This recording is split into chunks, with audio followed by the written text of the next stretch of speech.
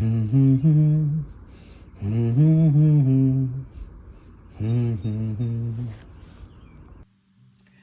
YouTube, Rick Stivers here with Young Martin's Reels. Believe it or not, this pile of parts here is supposed to be a Penn Fierce III 3000 fishing reel. And this is what I've got. And what I'm going to try to do is take this pile of parts and turn it into a fully functional fishing reel again. And I've gone through and kind of looked at the parts. I haven't cleaned them as they should be cleaned yet.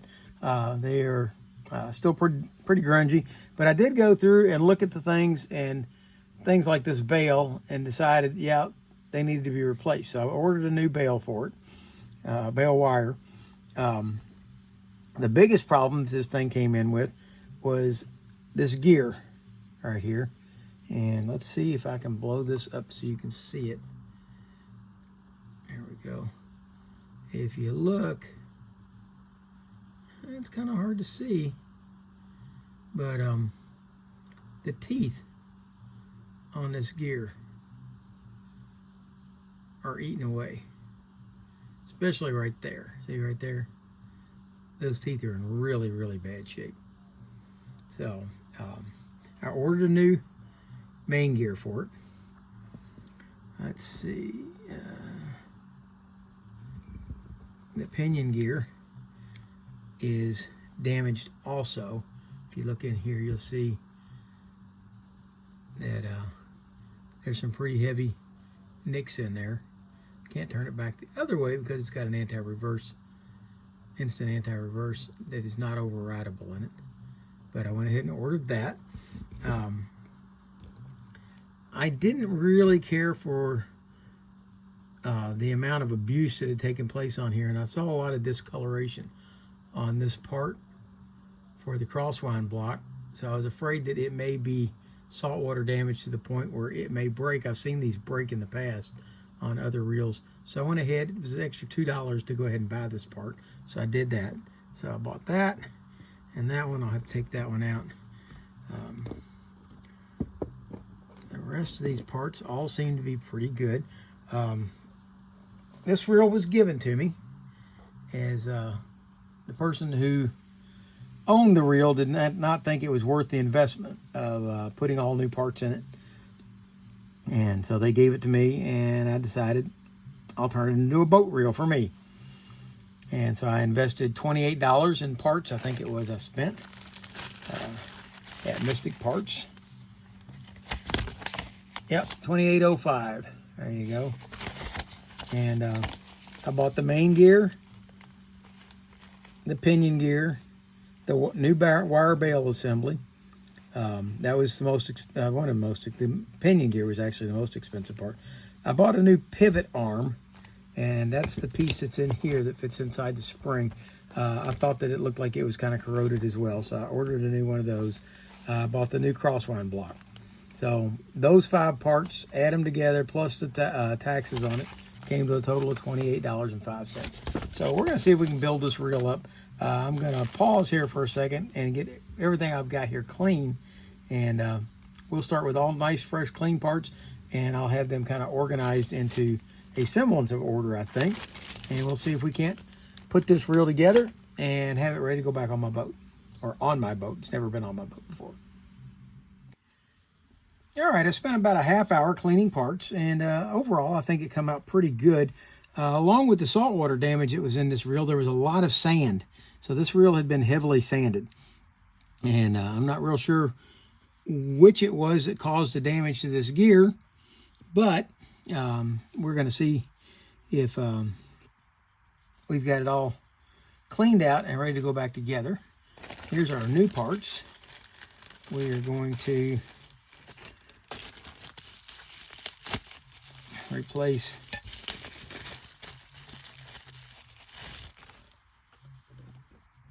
this bail wire with this one. This one is not bent and damaged and twisted, so we're going to put a new one on it. Let's see what else we've got here. We are going to put in a new pinion gear. There's our new one. Here's the old one. And if you look along the main teeth of the pinion gear here, you'll see that it had a lot of nicks and dents and chips. So that's why we're putting in a new pinion gear. Okay. I decided to replace the crosswind block just because I've seen some of these fail before. And since this one had the saltwater corrosion on the body of it, I've seen sometimes when this metal gets pitted inside and you can't really tell it, and then it just kind of disintegrates. So for $2, I figured let's go ahead and put a new one in it. Okay, and let's see what else we've got down here. Okay, this pivot arm I decided to change because the bell wire had been really corroded or heavily abused, and I just felt like this guy, you could see the saltwater damage to it as well, and I just really felt like it wouldn't be a bad idea to go ahead and put a new one in it for $1.50, so, or $2, whatever it was.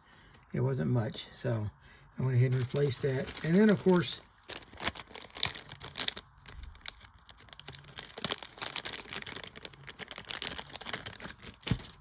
there was the new main gear. And if you're going to replace pinion gear, you might as well replace the main gear. If you're going to replace the main gear, you might as well replace the pinion gear. The only gear I didn't replace, and I possibly should have, was this crosswind gear, and or intermediate gear, whichever one you want to call it. I just decided not to. It could have been replaced, but I had already spent enough money on this reel. And if anybody's interested, I did buy my parts from mysticparts.com, and I buy all my pin reel parts from them. All right, and we are ready to back this thing out now and start assembling all of these pieces into one coherent reel. Okay, the first thing we're going to do is kind of slap this body back together over here. Okay, so we've got the side cover that goes on. So we'll go ahead and put that on first, although a lot of times it'll go on last. I'll screw that down. Then we're going to install this bearing, and it's a shielded bearing, but it's not a sealed bearing. I'll go ahead and put it in, and get it to snap down in there, and we will go ahead and oil it good and give that oil a chance to soak in. And I'm going to come back and oil it one more time when just before we put the cover back on, or gears back in, and we'll put that shim in. Okay, all right, we're going to set that over to the side out of the way for a few minutes. And next thing I'm going to throw together is going to be, and there's no rhyme or reason to this, folks, it's just how I'm happening to be doing things right now. Okay, next we're going to put the spool together, and before I do that, I want to go ahead and put a drop of oil on the clicker, and I'm going to put a little oil on the spring to help keep it from corroding in the future. Then we're going to put in one of the HT100 drag washers. Then we'll replace the steel one next. One more HT100.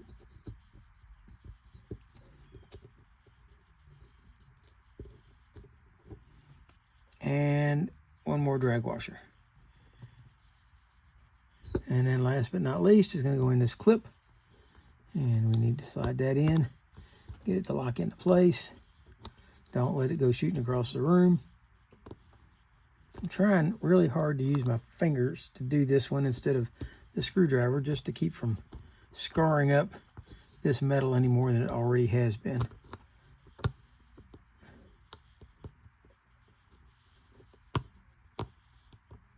There. Okay. That's all the way down and locked in place. And if you want to test it, what you can do is go ahead and slide it on. There we go, like so. There you go. And we'll set that over to the side. And see, that's kind of brought down the pile of parts quite a bit. Okay, the next thing we're going to do is start to assemble this rotor and see if we can't get it together and eliminate some of those extra parts that were there. Okay, the first one we'll put on is going to be this guy here, and it just goes on this side over here like this. Let's see, go this way, there we go. So they can go that way. Okay, and we'll put a little oil on here. And a little oil on here. We'll slip that in place. Okay, and now we need to slip one of these screws back in.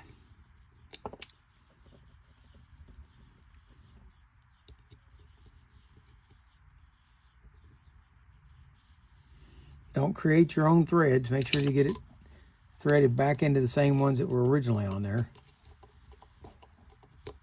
Now, you can over tighten this. So you want to take it down until it's snug like that.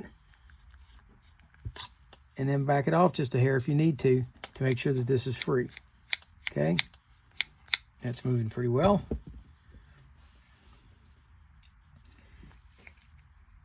Okay, let's move to the other side. And we're going to be putting this piece back in. Before we do that, we need to grease the channel right here. And anybody who wants to know what grease I'm using Super Lube. Not because it's any better than any other fishing reel grease, but just because that's what I happen to have. Okay, we're going to take this Z-bar. The long end goes down at the bottom. We're going to slide that in. And I think it's actually called a trip release bar. Okay. We're going to get this piece ready to go in now also. A little grease here. And we're going to put a little grease in this hole right here. And that grease in that hole should help to hold that on there like so. So when we set it in place, it's there. Okay, I'm going to come back and I'm going to put some oil around the center and a little bit of oil up here where those two ride against each other. And then we're going to set this back into place and set it down like that. Okay, put that in place. We'll go ahead and get the next screw started.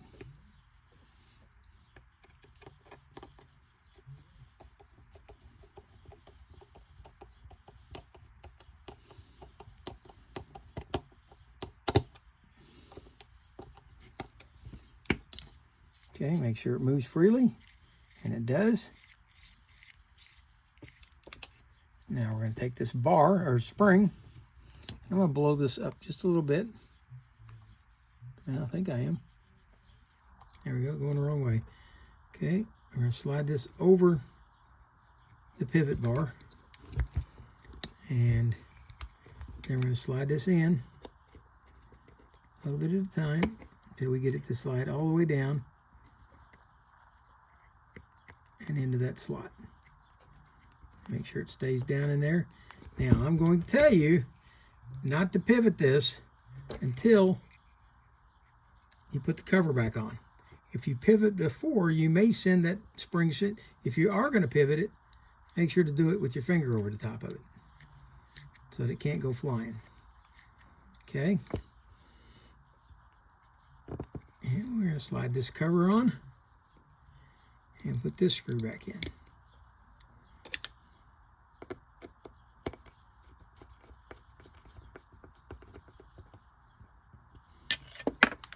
Okay, now, there we go. Nice and clean snap. Okay, next we're going for this bar, or bell wire. It's got to go in, get locked into place, and then it will slide over this way. And now we've got to put this stack up right here onto that. Okay, so let's sit, screw down this washer, this sleeve, this rubber or plastic insert, and that should be it. Everything else should be there. Okay, and maybe there's one inside there that has to come out.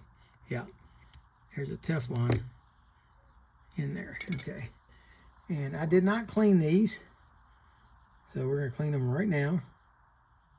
All right, I had to pause for a second to take my dog out, but we're back. And we're going to go rebuild this stack now. And we're going to start off with this Teflon washer on here. Then we're going to put this one on. And let's go ahead and put a drop of oil on there prior to putting it on. It probably doesn't need any, but we're going to add it there anyway. We're going to add another drop here to the outside of it. Slip this guy on. All right. Then goes this fiber washer onto this dimpled washer. And let's add some oil to that because it looks really dry and crusty. I cleaned it up best I could, but it just really looks dry. Okay, and set all that back together. And we're going to slide the screw back through. And get the screw started into the new bale wire.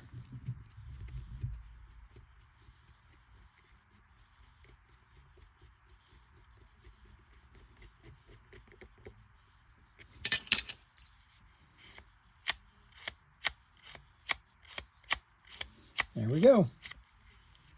Okay, now the bale is put back together. Put this into the old parts pile. Okay, and at this point, I believe we're ready to start assembling the pinion. So the first thing we're going to do on the pinion is slide this guy in, that plastic sleeve. That goes in the center so that the axle shaft isn't bouncing around inside there. Okay, that just acts as a bushing. Okay. Okay, things weren't fitting back together quite the way I wanted them to, so I took a trip over to Penn Mystic Parts to take a look at the schematic, and things are not assembled correctly. Okay, so I went over there, and this shim washer goes on the bottom. Then goes this. Next goes the instant anti-reverse. Then goes, okay, I will tell you that I first tried to assemble this and I used my memory, and which didn't work out real well, so it didn't go back together the way I needed it to. So I went over to Mystic Parts, looked up the schematic for it, and got the proper sequence for things to go back together, and that's what we're doing. So the first thing that goes in is going to be this little sleeve right here. So put that sleeve back in. Let's back this off just a little bit. Okay, next is going to go this shim washer, which I had it in the wrong place. There you go, it goes on right over top, like so. Then goes the bearing. This is the inner bearing. Then goes the anti-reverse bearing. It goes on like that with the domed portion to the top. Then goes this bearing with its retainer. It goes like that. And all of this slides right back inside like that, and it should fit flush, which it does. And now we're ready to put these screws back in.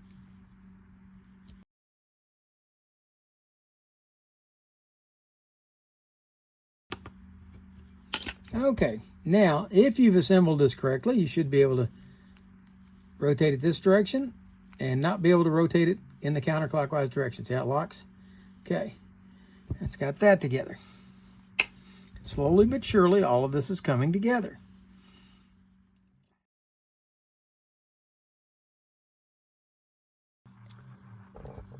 With those screws back in now, it's time to add in this last shim over here.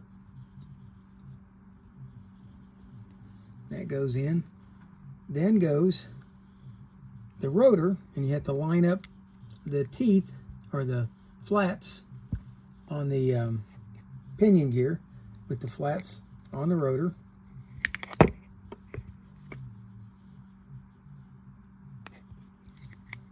And once you do, it should slide right on like that. Okay, with that in place, we're going to put this last washer in place and install the nut.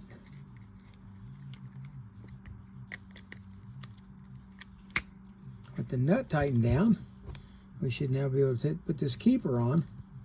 The keeper should line up, that slot should line up with one of the holes over here, which this one has.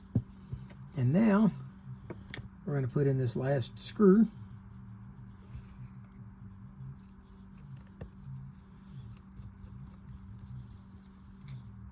There we go. Got the screw in.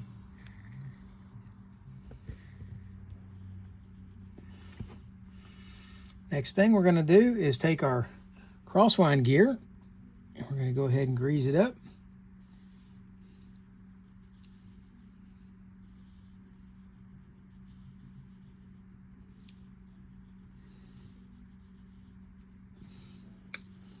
Slide that into place. Then we're going to grease up the crosswind block. Make sure it's got plenty of grease in this slot. It slides on that gear. And then we're going to flip it over like so. This end of it goes, come on, get that gear back in there. Okay, we're going to move that post to the rear, and we're going to slide this in and slide it over top of that post on the gear, like that. Next part to go in, tell you what we're going to do. We're going to slip this shim. Normally these don't have a shim here, but this one had this shim. I don't know that we're going to need it or not. We're going to find out. We're going to take this shim, we're going to put it on over here. And that's not going to work because it's going to interfere then with the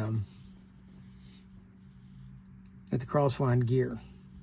So we're going to go ahead and slap some grease down here to hold this shim in place, and then go ahead and put it in. If I put that on the gear itself and try to fit it down in there, it's going to catch on the edges of the crosswind gear and it will not go in. Okay, let's go ahead now and grease up the main gear.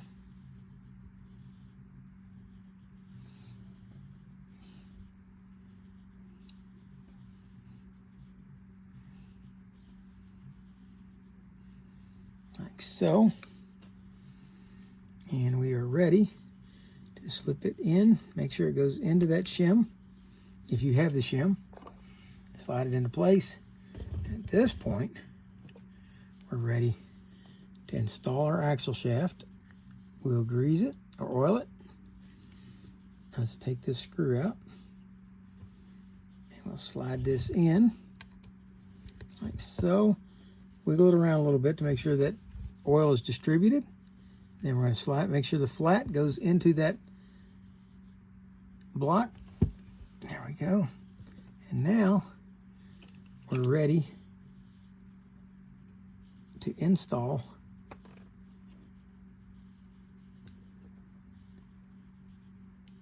this screw into the axle shaft. Make sure the hole stays lined up.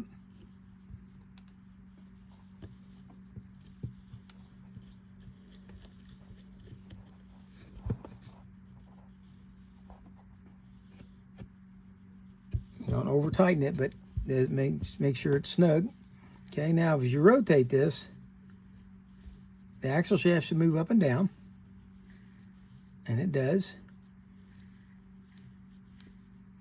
and everything should be smooth. All right, we need to install this shim on the main gear on this side over here, And then we're going to put the bearing in place. Now you can either install the bearing here, or you can install it into the side plate and then slide it on. Either way, it doesn't matter. Now we're going to go ahead and oil this bearing one last time, like that. And we'll slide the side cover on and put our 3 screws in.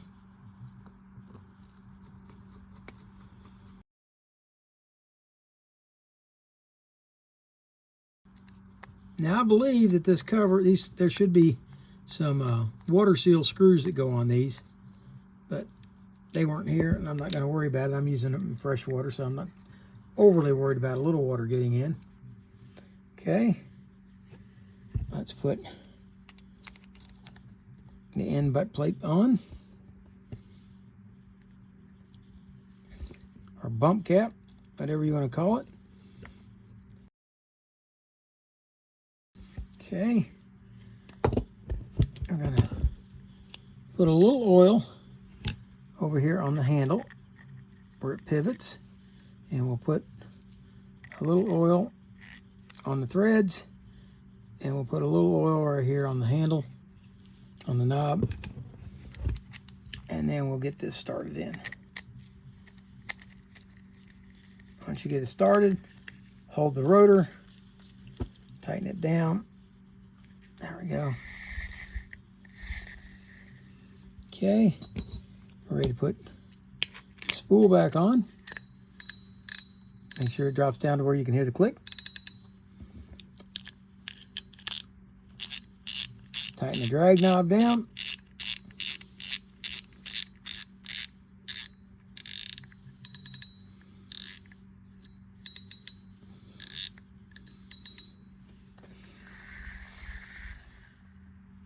Okay, and the bag of parts has now become a fully operational Penn Fierce III 3000, and it's a nice. Oh, wait a minute, this is still a little loose. I thought I had that tight.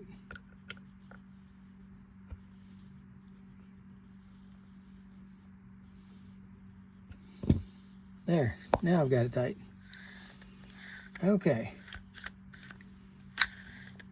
Everything's operational. The drag is a little tight. Let's back it off a little bit. There we go. And I'm going to load this up with some 12-pound mono. It had like 30-pound, somewhere between 30 and 50-pound test line on it, which was a lot heavier line than this reel was designed for. And that could be part of why that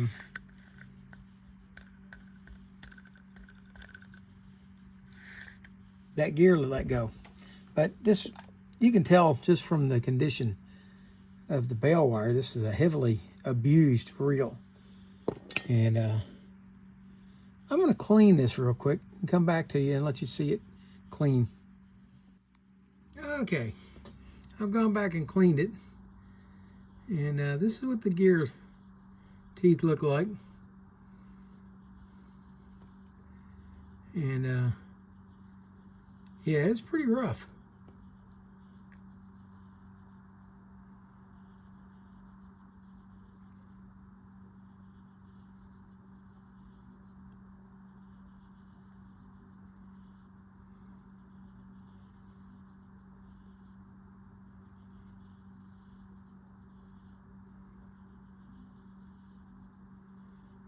So if you open a reel up and you find your teeth looking like that, you know it's either time to cancel the reel or see about changing out some gears. This one, we put new gears in. Okay. Now, was this reel worth the $28 that I spent on it? Barely. Anything more than that really would have pushed it over the edge, and it wouldn't have made it worth it. But, and I have a couple of these, so I really didn't need one. I just couldn't help but fixing what I knew could be a good reel if it had some good parts in it. So I'm going to go ahead and put some 12-pound test on it and add it to my boat as though I don't already have enough reels on my boat. I built up a rod, a master rod this week that I'm going to put it on and send it out there, and it's going to be a backup rod. And I'm kind of, since I use vintage rods, I'm kind of hard on them, and they have a tendency to get beat up and broken out there. So I hope you liked the video. If you did, please hit the like button. If you didn't, hit the dislike button. Tell me what you didn't like about it. For now, that's Rick Stivers, the Young Martin's Reels, signing out.